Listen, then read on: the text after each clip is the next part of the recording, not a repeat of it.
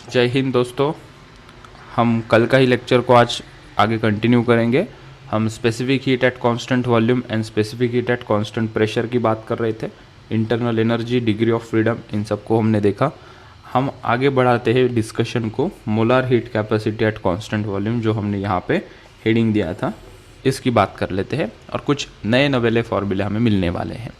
What is molar specific heat at constant volume? It is nothing but heat required to raise the temperature of 1 mole of a gas by 1 degree Celsius at constant volume.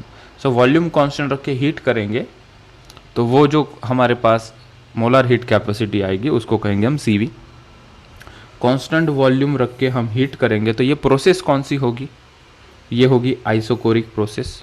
अभी isochoric process में हम क्या करते हैं, कुछ formula निकालने के लिए हम फर्स्ट लॉ ऑफ थर्मोडायनेमिक्स लगाते हैं फॉर आइसोकोरिक प्रोसेस। ठीक है, तो फर्स्ट लॉ ऑफ थर्मोडायनेमिक्स हमें पता है D Q is equal to D U plus D W. Amount of heat supply कुछ अमाउंट होती है इंटरनल एनर्जी को रेस करने के लिए और बाकी अमाउंट से हीट से वर्क होता है। ठीक है, फॉर पर्टिकुलर आइसोकोरिक प्रोसेस की हम बात करें, हीट सप्लाई करोगे तो कांस्टेंट वॉल्यूम पे हीट सप्लाई के लिए हमने फॉर्मूला लिखा N C V delta T. Constant pressure यहाँ पे होता तो हम यहाँ पे लिखते हैं N C P delta T. Okay, so N C V delta T, क्योंकि यहाँ पे कांस्टेंट वॉल्यूम पे हीटिंग है तो डी क्यू का formula N C V delta T लिखना है। चेंज इन इंटरनल एनर्जी के दो फॉर्मूले हमारे पास हैं, एक तो N C V delta T या N F by two R delta T. For this our purpose हम ये वाला फॉर्मूला यहाँ पे पुट करते हैं, ये मैंने पुट कर दिया। अगर ये पुट करना होता तो ये भी पुट कर सकते थे, ये वाला नीचे N C V delta T, ये वाला यहाँ पे हम ये भी लिख सकते थे N C V delta T, वो आगे के लिए रखेंगे हम। ठीक है, और एक चीज़ थोड़ी गौर करना, कांस्टेंट यहाँ पे अगर प्रेशर होता, कांस्टेंट प्रेशर यहाँ पे होता तो डी क्यू के फॉर्मूला में हम यहाँ पे N C P delta T लिखते और मुझे डी यू लिखना होता तो मैं ये लिखता N C V delta T.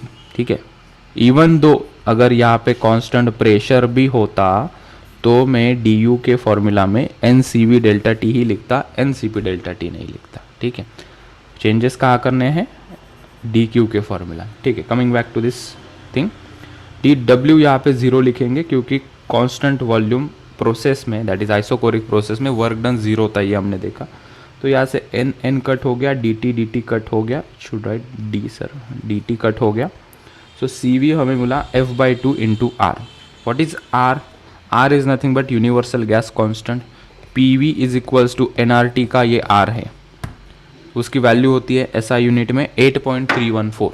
Unit होता है उसका जूल पर मोल केल्विन। कल के लेक्चर में मैंने पूछा था इसका यूनिट क्या है। ठीक है, फाइन, तो हमने सीवी की वैल्यू निकाल ली for monoatomic gas and diatomic gas. F is nothing but degree of freedom, monoatomic के लिए 3 होता है तो सीवी हो गया 3/2 आर, सीवी हो गया 3/2 R for monoatomic gas. For diatomic gas CV की वैल्यू हो जाएगी 5/2 R, because degree of freedom for monoatomic gas is 5, तो CV हो गया 5/2 आर। ठीक है, सो डी डब्ल्यू के यहाँ पे लिख लेना, ये 0 क्यू है, 0 क्यू है। V क्या है यहाँ पे, कांस्टेंट है, तो डी डब्ल्यू क्या हो जाता है, 0 होता है। जस्ट इन केस हम होगी कभी भूल जाते हैं तो। ठीक है, ये होगी molar heat capacity at constant volume. यहाँ से हमें ये दो फॉर्मूले मिले। ठीक है, एक ये मिला और मोनो डायटोमिक के लिए ये 3/2 आर एंड 5/2 आर। आगे चलते हैं, सेकेंड थिंग हम डिस्कस करते हैं, यहाँ से कुछ और फॉर्मूला हमें मिलने वाले हैं। Molar heat capacity at constant pressure को हम थोड़ा डिस्कस कर लेते हैं।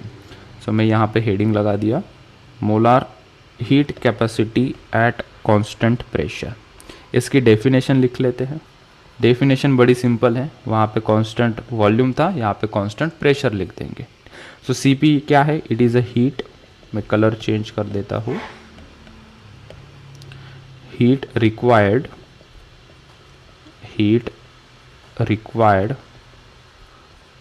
To raise the temperature of 1 mole of a gas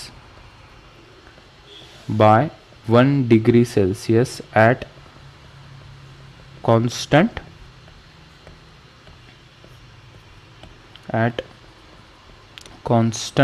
pressure. ठीक है, थोड़ा डिफरेंट कलर से लिखेंगे तुरंत हमें आइडेंटिफाई हो जाएगा, वो सीपी में एट कांस्टेंट प्रेशर। ठीक है, यहाँ से कुछ फॉर्मूले हमें एक्सट्रैक्ट करने हैं, तो हम यहाँ पे क्या करते हैं, हम फर्स्ट लॉ ऑफ थर्मोडायनेमिक्स लगाएंगे। ये प्रोसेस कौन सी है, अगर कांस्टेंट प्रेशर पे हीटिंग करेंगे तो वो प्रोसेस का नाम क्या होता है, what is that thermodynamic process, isobaric. Isobaric so isobaric process है ये, ठीक है, जहाँ से हमें कुछ डेटा मिलने वाला है। ठीक है, तो आइसोबारिक प्रोसेस के लिए हम using first law of thermodynamics लगाते हैं, थर्मोडायनामिक। ठीक है, फर्स्ट लॉ ऑफ थर्मोडायनामिक्स क्या होता है, D Q is equals to D U plus D W. ठीक है, अभी मुझे बताओ डी क्यू को क्या लिखूँ मैं यहाँ पे, एन, कंप्लीट दिस एन, आगे क्या होगा, सीपी डेल्टा टी या डी टी। ठीक है, is equals to D U को क्या लिख सकते हैं, डी यू का फॉर्मूला हमने पीछे लिखा था, मैं उसको यहाँ से लेकर आता हूँ, और ये यहाँ से ये जो डी क्यू है, we know that D Q को यहाँ पे रिप्लेस कर देंगे, और ये for this process C V नहीं सी पी लिखना है। ठीक है, क्योंकि this is a constant pressure वाली प्रोसेस है, तो heat supply at constant pressure, तो यहाँ पे सी पी आएगा। डी यू को इस बार हमने ये वाला पुट कर देते, N C V D T. ठीक है, N C V delta T. देखो प्रोसेस कौन सी है, कांस्टेंट प्रेशर की प्रोसेस है, but though it is a constant pressure process, you got my point, internal energy को हमें सी वी के टर्म में ही लिखना है हमेशा। ठीक है, सो ये डी टी लिख देता हूँ, डेल्टा टी लिख रहा था मैं, ठीक, प्लस डी डब्ल्यू क्या होगा, work done in constant pressure process, zero तो नहीं होता ना, तो जीरो तो नहीं होता है, लेकिन उसका फॉर्मूला तो हमें पता है, डी डब्ल्यू को हम लिख सकते हैं, D W is equals to P into D V. So मैं इसको लिख देता हूँ यहाँ पे पी इंटू डी वी। ठीक है, सो टोटल डिस्कशन इसी के लिए ही कर रहे थे हम, कि हर एक प्रोसेस के लिए डी क्यू क्या होता है, डी यू क्या होता है, डी डब्ल्यू क्या होता है, इतना अगर पता हो तो बहुत सिंपल से हम इस कोई भी क्वेश्चन को डील कर सकते हैं। ठीक, सो हम मीन वाइल इसे ना इक्वेशन 1 कर देते हैं, हमें और कुछ चीज़ें एक्सट्रैक्ट करनी है, तो इसको थोड़ा अंडरलाइन कर देता हूँ मैं।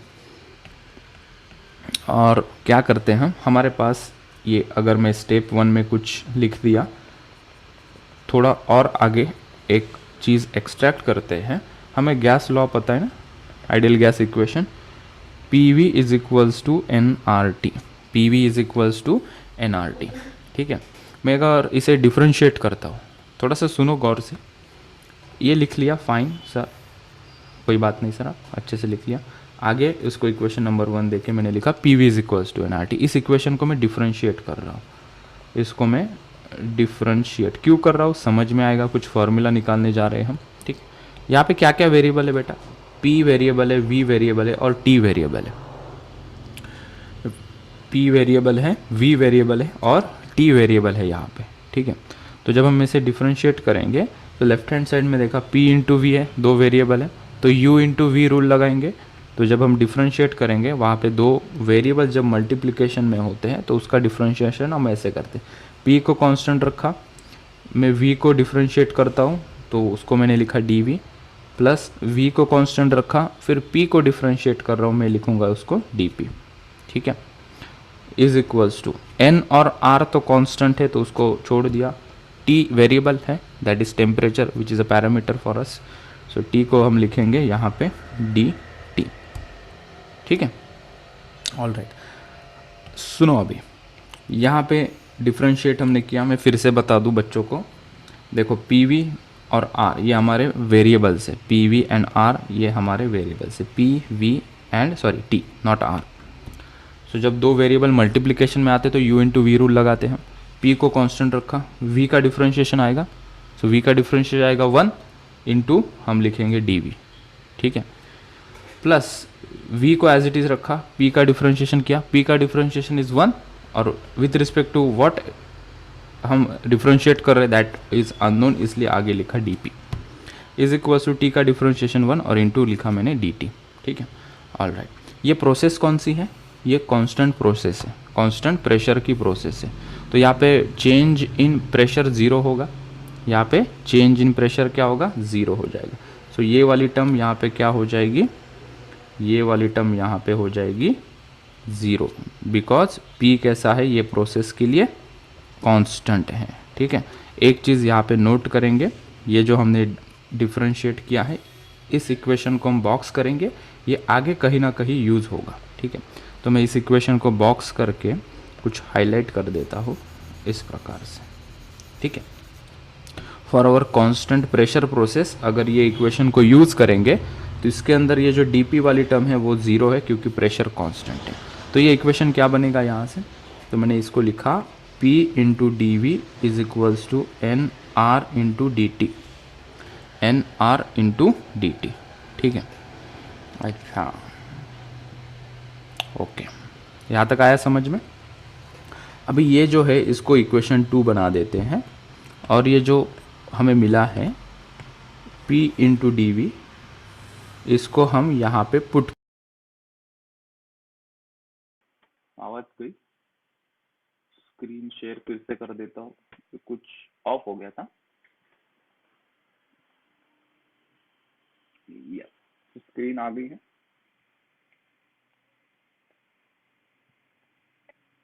मैं यहाँ पे पार्टीशन बना दूँ।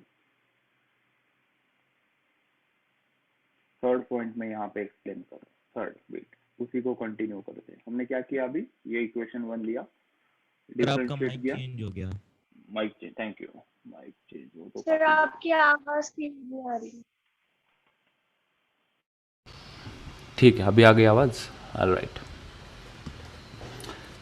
सो पी डी वी की वैल्यू हमें मिली एन आर डी टी, यहाँ पे डी पी को हमने 0 पुट कर दिया, पी कांस्टेंट है इस प्रोसेस के लिए।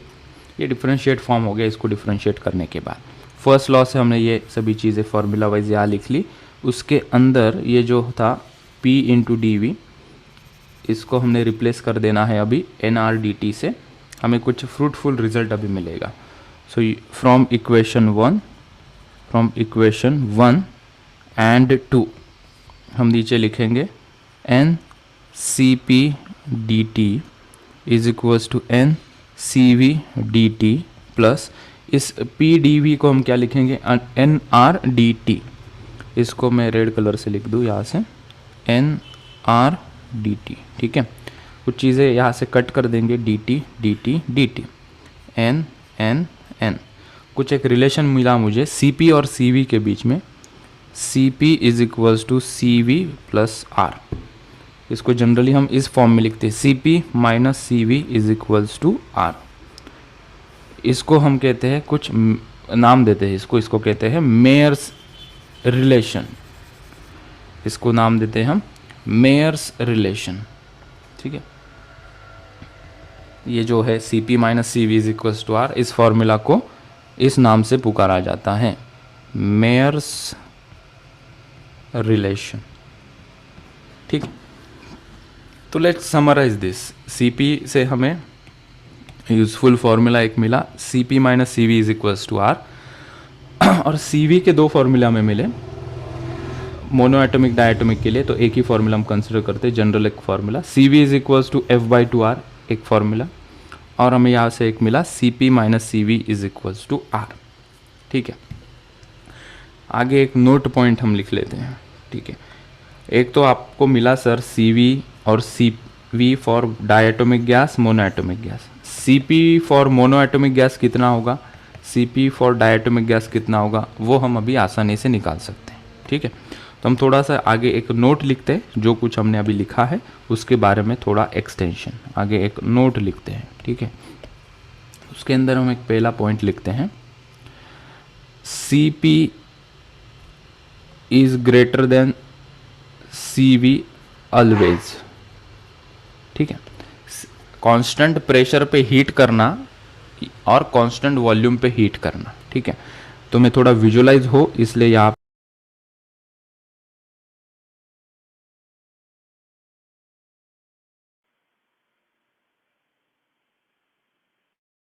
फिर से क्यों चला गया ये,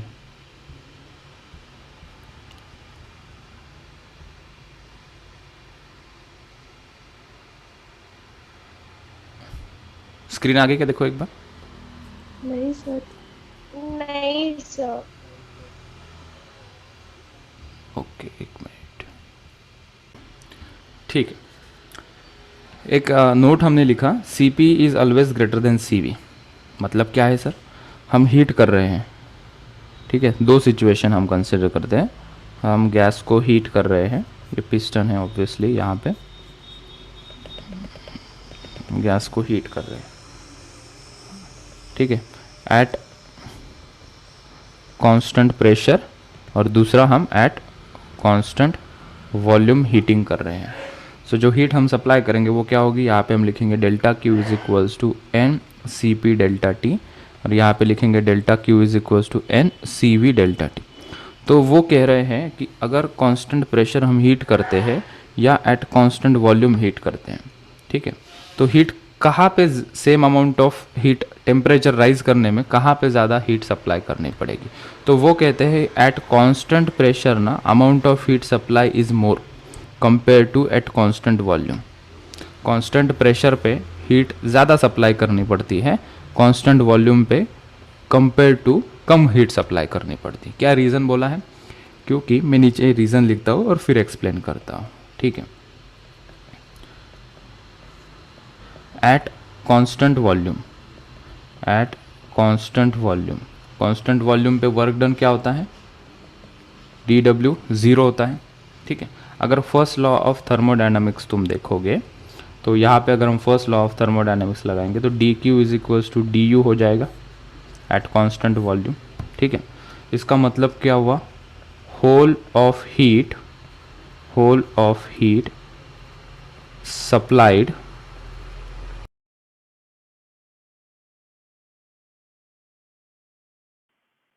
ये बार बार क्या हो रहा है यार, मोमेंटम टूट जाता है इसमें।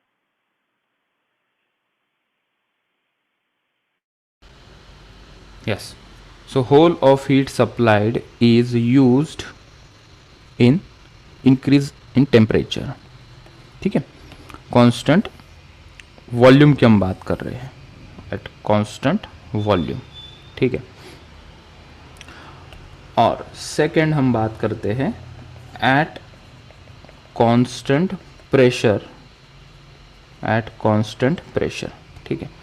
कांस्टेंट प्रेशर में अगर हम फर्स्ट लॉ ऑफ थर्मोडायनामिक्स लगाएं, यहाँ पे कुछ भी ज़ीरो नहीं है, डी क्यू जो हीट हम सप्लाई कर रहे हैं उससे इंटरनल एनर्जी बढ़ रही है और प्लस कुछ एक्स्ट्रा वर्क हमें करना पड़ रहा है, ठीक है। तो यहाँ पे क्या हो रहा है?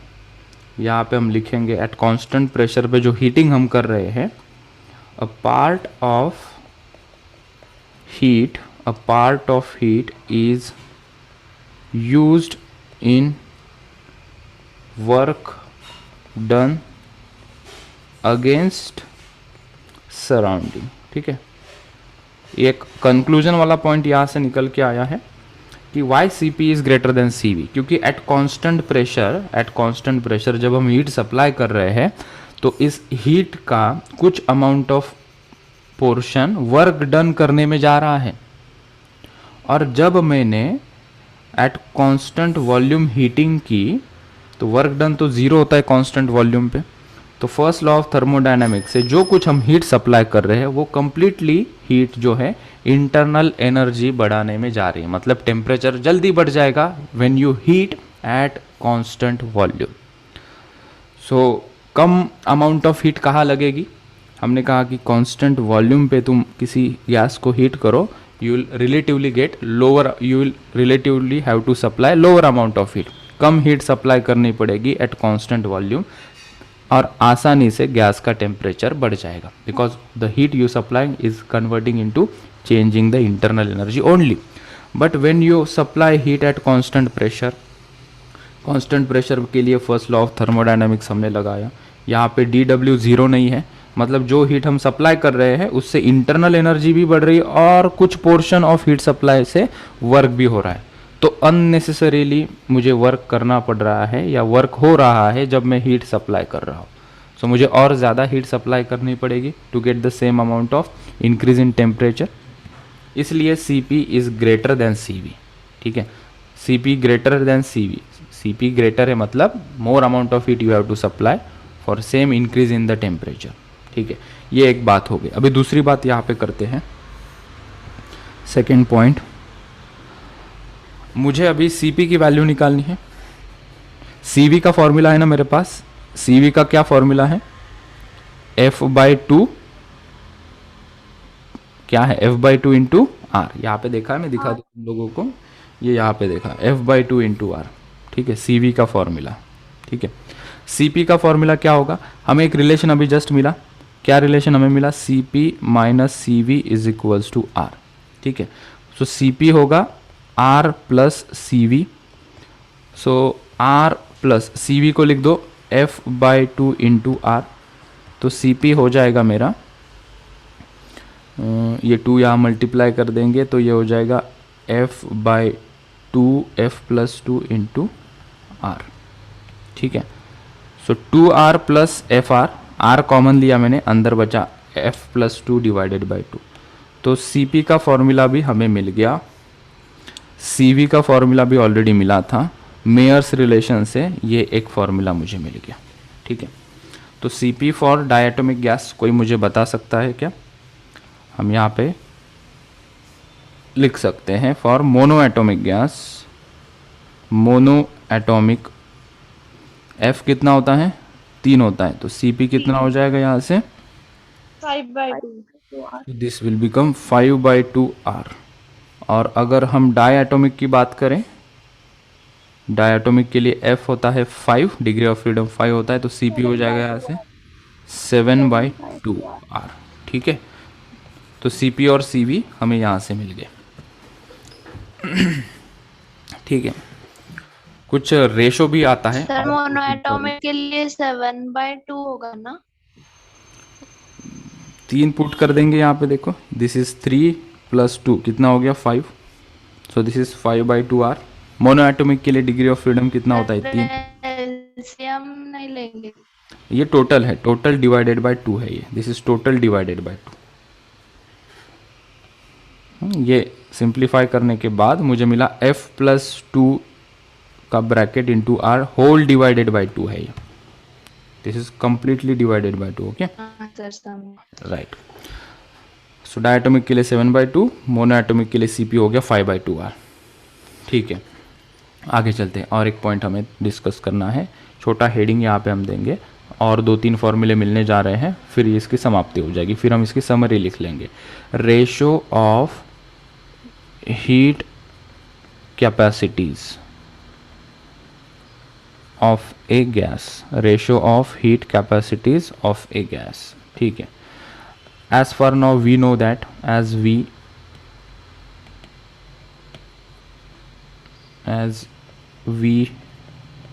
know Cv is equals to F/2 R and Cp is equals to F+2/2 into R, ठीक है। इनका अगर रेशो लेते हैं, इनका अगर रेशो लेते हैं, मुझे रेशो लेना है Cp/Cv, इसको हम ग्यामा से दिखाते हैं, वो जो एडियाबेटिक कांस्टेंट था ना, this is nothing but Cp/Cv, वो हो जाता है ग्यामा, ठीक है। तो Cp कितना है यहाँ से, it is nothing but F+2 into R whole divided by 2 divided by Cv कितना है, F into R whole divided by 2। यहाँ से ये 2 और ये 2 चला जाएगा, R और ये R चला जाएगा, तो हमें ग्यामा का कुछ फॉर्मूला यहाँ से मिल रहा है, we are getting it as F+2 divided by F। So gamma का फॉर्मूला मिला F+2 डिवाइडेड बाय F, इसको हमने बॉक्स किया, इसको हमने बॉक्स किया, ठीक है। अच्छा, अभी मुझे फॉर मोनो एटोमिक गैस चाहिए। मोनो एटोमिक गैस के लिए Cp/Cv का रेशो क्या होगा, F की वैल्यू कितनी होती है 3, और यहाँ पे हम लिखेंगे डाई एटोमिक गैस के लिए F कितना होता है 5। सो ग्यामा कितना हो जाएगा यहाँ से मोनो एटोमिक गैस के लिए, अगर मैं F को यहाँ पे 3 पुट कर देता हूँ, कितना हो जाएगा बताओ जल्दी, इट विल बिकम 5/3, और इसको डेसिमल में लिखोगे तो वो हो जाता है 1.67, ठीक है। अभी हमने कल एक क्वेश्चन किया था, ठीक है, मैं वो दिखा देता हूँ यहाँ पे।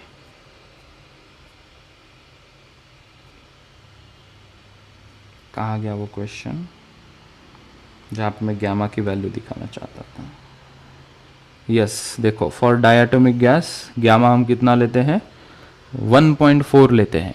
फॉर एडियाबैटिक रेशो जो होता है CP/CV का उसको 1.4 लेते हैं।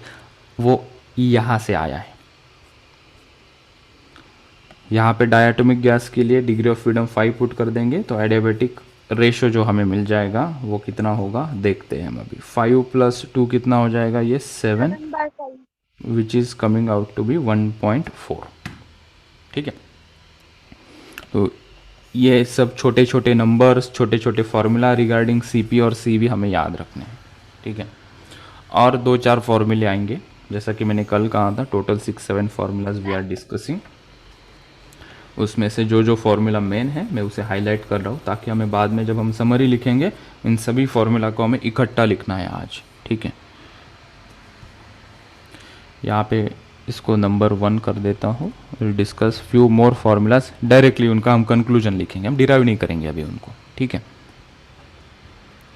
हम यहाँ पे लिखेंगे पहला set of formulas degree of freedom in terms of gamma. ठीक है, सो पहला फॉर्मूला याद रखना है, degree of freedom is equals to 2 divided by gamma -1। ये न्यूमेरिकल में हमें बहुत यूज़फुल होंगे ये फॉर्मूला। CV को हम लिखेंगे R/γ -1 और तीसरा CP को γR डिवाइडेड बाय γ -1। ठीक है, इंटरनल एनर्जी का अगर फॉर्मूला देखोगे तुम पार्ट 3 में, यहाँ पे मैं कुछ और फॉर्मूला लिख रहा हूँ। इंटरनल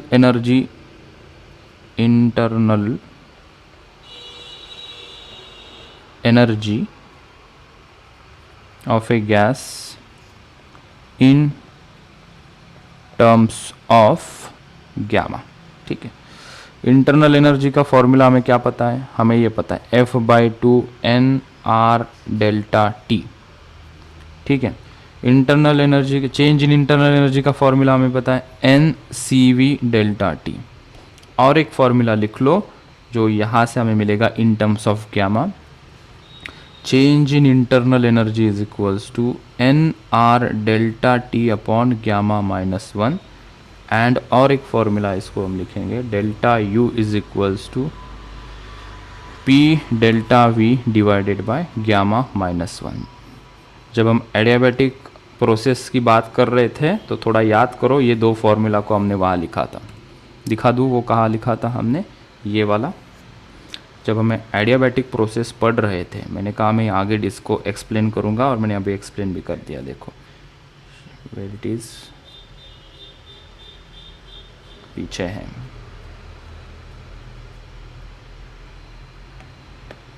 ये वाला, यही फॉर्मूला हमने लिखा था। मैंने कहा कि मैं आगे चल के डिस्कस करूँगा, बता दिया मैंने। अभी हमें ये भी पता है what is CV, what is gamma, ये सभी चीज़ें पता है हमें। ठीक है, सो हमें बहुत सारे फॉर्मूलेज यहाँ पे मिल गए। हमें अभी थोड़ा समराइज करना पड़ेगा जो भी डिस्कशन हमने किया है। ठीक है, यहाँ तक सेट ऑफ फार्मूलाज हमें मिल गए। अभी हम क्या करेंगे, जो जो इम्पोर्टेंट फार्मूलाज थे उसको हम समरी कर लेंगे। ठीक है, तो इस टॉपिक की हम थोड़ी समरी कर लेते हैं। सो नेक्स्ट पेज पे हम कुछ समरी लिखते हैं। मैं रिकॉर्डिंग पॉज कर देता हूँ।